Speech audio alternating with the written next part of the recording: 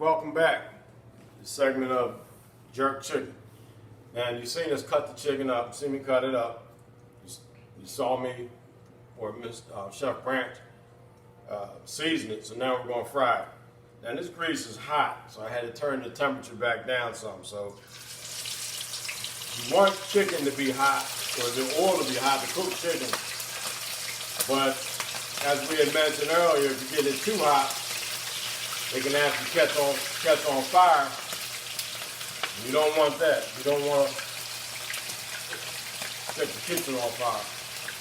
So we just take our time and put the chicken in there. I try to put all the same sizes of chicken in there at one time so they'll cook evenly. If you get a small piece and a large piece, what will happen is they'll cook unevenly. One will be done before the other.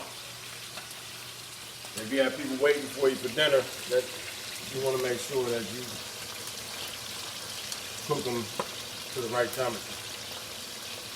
All right, so now it's just a matter of waiting.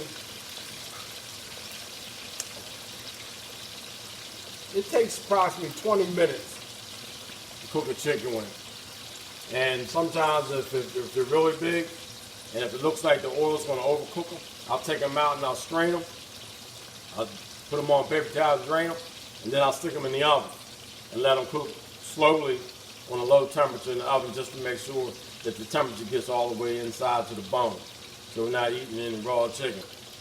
Now, anytime you're frying or using sharp utensils, as we always say about safety, you want to have a parent present, especially for the youth. You do not want to do this on your own in case you accidentally cut yourself.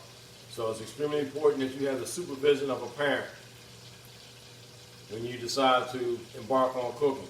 Safety first. Thank you.